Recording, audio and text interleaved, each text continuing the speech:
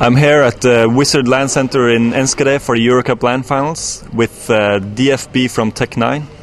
And I'm going to ask you a few questions about Call of Duty 4, but first, could you tell me what your role is in TEK9? Basically, I'm the CEO, which means that I'm the big boss, and I manage pretty much everything in the team. I make sure there are sponsors, I make sure the rest of the crew is doing what they're supposed to do, that the teams are happy, and I have a lot of people helping me with that, and I just try to make the community happy, make esports in Belgium more known, and that's basically what I do with TEK9 and as an instrument, really.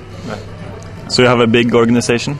Well, at the moment it's just 2 teams, but we have a really big community website, and we try to get a lot of really cool news on it and a lot of the latest stuff, which is really interesting for the esports community. Right. And another thing we try to do is get a lot of media, normal mainstream media attention to esports in Belgium and in the Benelux, which is for us also important to make esports more famous and more mainstream, actually.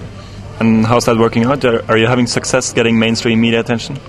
Well, yeah, the last couple of months with our event that we also did, we also organize events with TEK9. We don't just have teams. That event got a lot of press, a lot of the Belgian press, big newspapers, TV stations followed the event, and it was really nice for Belgium. And even here at the LAN finals, the biggest documentary show from Belgium is following us for the entire weekend, with about 1 million viewers prime time, which is really nice for us and really good for esports in Belgium and esports in general as well, because the more people know about it, the more money will be involved and the more fun it will all become. Yeah.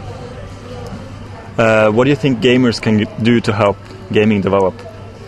Well, I think the most important thing a gamer can do is act professional, and that's something I, as a manager of a team, have come in contact with a lot. Is unprofessional players, players that are just saying, "Okay, yeah, let's do this," and then the other day they're doing something different, or they get an offer and they jump on that offer just because they can earn €5 more with another team. It's the unprofessionalism is making it really hard in esports, and if you can have players that are more professional, have more dedication towards their organization and towards esports in general, I think that will be much better if all the players are open to questions, are open to doing interviews, to making it more known.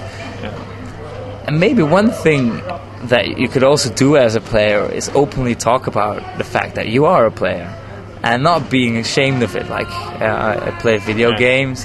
But just say, hey, I play video games, I travel the world, I earn money. Bam, people are listening, and that's good. And if you can get that, then people want to become that. And that can make esports a lot more growing, a lot more interesting. So I think that's one of the things that an esports player could do. Yeah, well put, I agree. So have you tried Call of Duty 4? Yeah, I tried it about 15 minutes at Games Convention. There was a small booth from Call of Duty 4, a couple of PCs where you could play it. So obviously I took the time and tried the game out, and it looks really nice. And it plays a lot differently. It's Modern Warfare, but it looks really, really good. Yeah.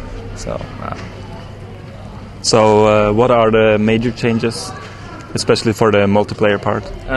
For multiplayer, obviously, we're going from a World War II setting to a Modern Warfare setting. So everything's changing a little bit. The scenery is changing, especially the weapons are changing a lot.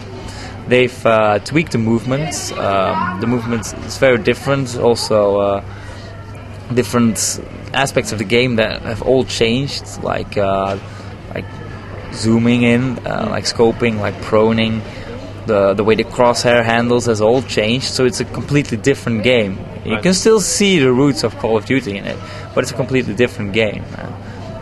And like I said, it really looks fantastic. When I was playing, you have the little leaves are flying past you in a random manner, just small leaves, and like really nice. Really, and it's details like that makes the entire difference, right? Exactly. Well, obviously for multiplayer, people are going to tweak it down and not going to see anything of it.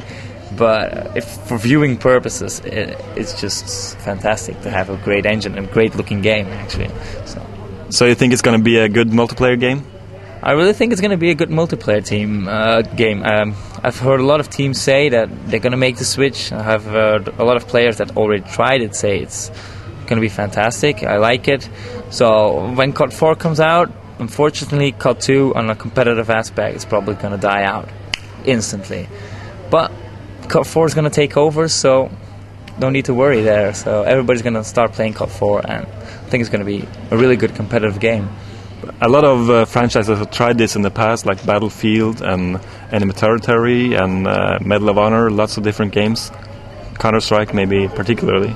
But most of them have failed. So you still think that Call of Duty 4 is going to be a replacement immediately?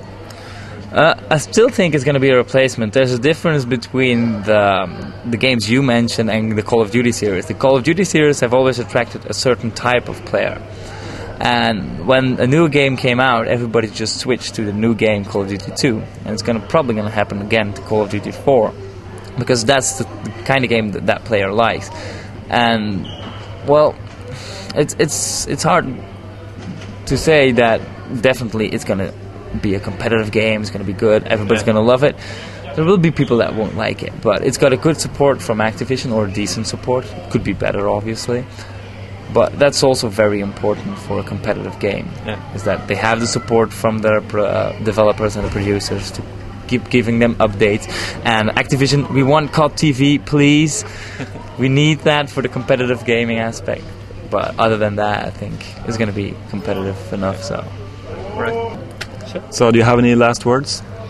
I just want to thank our sponsors, and I just want to thank everybody of the team that has been with us for so long. There's a couple of players that have been with us for pretty long, and obviously you guys for organizing it.